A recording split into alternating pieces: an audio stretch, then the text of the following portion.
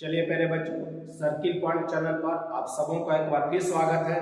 हम लोग उपस्थित हैं जीके जीएस के 10 के डोज के साथ। याद रखिएगा 10 के डोज के साथ। अगर परीक्षा के खोपड़ी में छेद करना है तो ऐसे प्रश्नों को हम लोगों को रिवीजन करके जाना है। ये प्रश्न हम लोगों का पढ़ा हुआ है, सिर्फ एग्जाम के समय में ऐसे प्रश्नों को रिवीजन कर लेते हैं तो हमारे मस्तिष्क में वो बना रहता है। तो चलिए परीक्षा के सवालों को देखते हैं हम लोग, जो डायरेक्ट आपके परीक्षाओं में पूछे जाते हैं।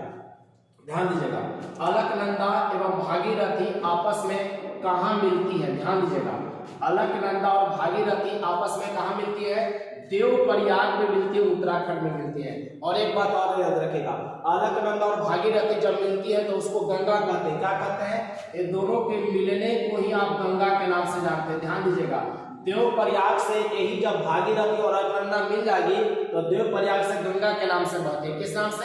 गंगा के नाम से बहती है। फिर आगे देखेंगे, गंगा नदी को बांग्लादेश में किस नाम से जानते हैं? तो गंगा नदी को बांग्लादेश में पद्मा कहा जाता है। गंगा नदी को बांग्लादेश में किस नाम से जाना जाता है? पद्मा के नाम से। फिर ध्यान दीजिएगा, ब्रह्मपुत्र नदी, फिर से ध्यान दीजिएगा, ब्रह्मपुत्र नदी बांग्लादेश में जमुना के नाम से जानी जाती है। ब्रह्मपुत्र नदी को पूछेगा बांग्लादेश में किस नाम से? तो जमुना के नाम से। तिब्बत में सांगपो के नाम से। इसी ब्रह्मपुत्र नदी को तिब्बत में किस नाम से जानी जाती है? सांगपो के नाम से।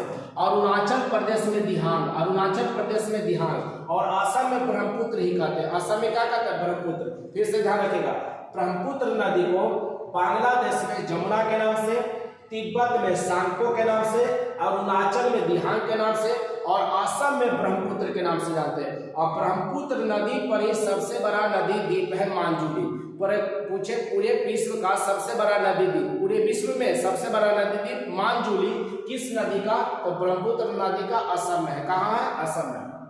अगला सवाल देखते हैं हम लोग, प्रायद्वीपीय भारत की सबसे लंबी नदी कौन है? गोदावरी। प्रायद्वीपीय भारत की सबसे लंबी नदी कौन है? गोदावरी। और उसका लंबाई कितना? 1465 किलोमीटर। लंबाई कितना? 1465 किलोमीटर है। फिर से ध्यान रखिएगा, प्रायद्वीपीय भारत की सबसे लंबी नदी कौन होगा? गोदावरी। और इसका लंबाई कितना है? 1465 किलोमीटर। 1465 किलोमीटर। और गोदावरी को हम लोग किस नाम से जानते हैं? इसका उपनाम क्या है? तो बूढ़ी गंगा या दक्षिणी गंगा। बूढ़ी गंगा या दक्षिणी गंगा के नाम से जानते हैं। गोदावरी को बूढ़ी गंगा या दक्षिणी गंगा के नाम से जानते हैं। आप देख रहे हैं सर्किल पॉइंट यूट्यूब चैनल पर 10 का डोज एम चक्रवर्ती के साथ। देखिए क्या कहता है, अलकनंदा और भागीरथी नदी आपस में कहाँ मिलती है? तो देवप्रयाग, उत्तराखंड में। गंगा नदी को बांग्लादेश में किस नाम से जानते हैं? तो पद्मा के नाम से जाना जाता है। ब्रह्मपुत्र नदी को बांग्लादेश में, ब्रह्मपुत्र नदी को बांग्लादेश में क्या कहेंगे? जमुना। तिब्बत में कहेंगे सांगपो, अरुणाचल में दिहांग, और असम में ब्रह्मपुत्र ही कहा जाता है। प्रायद्वीपीय भारत की सबसे लंबी नदी पूछेगा गोदावरी। उसका टोटल लंबाई 1465 किलोमीटर है। गोदावरी का उपनाम बूढ़ी गंगा या दक्षिणी गंगा। तो बढ़ते हैं अगले सवाल को। चलिए तो बढ़ते हैं हम लोग आगे। आज का छठा प्रश्न, किस नदी को दक्षिण भारत की गंगा कहा जाता है? ध्यान दीजिएगा, किस नदी को दक्षिण भारत की गंगा कहा जाता है? तो कावेरी को। दक्षिण भारत की गंगा किसे कहेंगे? कावेरी। दक्षिणी गंगा कहेगा गोदावरी। एकदम ध्यान रखिएगा, दक्षिणी गंगा या बूढ़ी गंगा गोदावरी, और दक्षिण भारत की गंगा, दक्षिण भारत की गंगा कावेरी। कावेरी के प्रवाह क्षेत्र को क्या कहा जाता है? ध्यान दीजिएगा, कावेरी के प्रवाह क्षेत्र को rice ball of south India.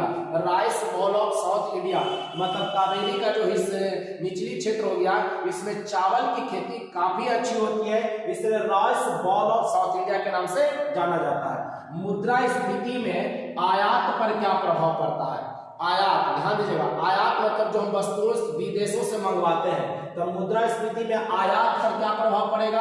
तो आयात बढ़ जाएगा। ध्यान रखिएगा, मुद्रास्फीति की स्थिति में आयात में कहा जाता है वृद्धि। और फिर कहेगा मुद्रास्फीति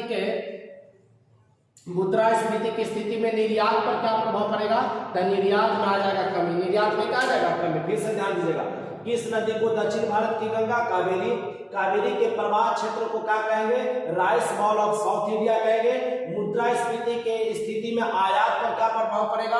तो आयात में वृद्धि हो जाती है, और निर्यात में पूछेगा तो निर्यात में कमी आ जाती है। चलिए आज का लास्ट प्रश्न हम लोग देखते हैं। चलिए, तो आज का हम लोग का 10वां सवाल है, ध्यान देंगे। मुद्रास्फीति से किनको लाभ होता है और किनको हानि होता है, ध्यान रखिएगा।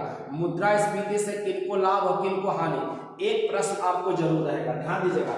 लाभ वाले में कृषक, उत्पादक वर्ग, ऋणी, ऋणी मतलब ऋण लेने वाला, जो उधार लेता है उसको ऋणी कहते हैं, लेने वाला, व्यापारी और रोजगार बढ़ेगा, ये सबको लाभ होगा, ध्यान दीजिएगा। कृषक वर्ग को, उत्पादक वर्ग को, ऋणी को, व्यापारी को रोजगार बढ़ेगा, ये सब लाभ कैसे ऋणी होगा, क्या होगा, इनको लाभ मिलेगा। हानि किनको होगा, उपभोक्ता वर्ग, वेतनभोगी, ऋणदाता, बचत को हानि और लोन देने वाले को नुकसान। एक बार इस चार्ट को आप लोग याद कीजिएगा। मुद्रास्फीति से लाभ या हानि पूछेगा तो इतना ही पूछेगा। कृषक, उत्पादक वर्ग, ऋणी और व्यापारी को लाभ होगा, और रोजगार का अवसर पूछेगा बढ़ेगा कि घटेगा, तो रोजगार का अवसर बढ़ेगा। उपभोक्ता वर्ग को, वेतनभोगी को, ऋणदाता जो उधार देता है उसी को ऋणदाता कहते हैं। बचत को हानि होगा और लोन देने वाले को नुकसान होगा, ठीक है। तो आज के लिए इतना ही। वीडियो को आप देखें शुरू से अंत तक। 10 क्वेश्चन आपके लिए काफी महत्वपूर्ण है, आप याद कर लीजिए। डायरेक्ट परीक्षा के खोपड़ी में छेद करने वाला प्रश्न है। तो बच्चों, आज के लिए इतना ही।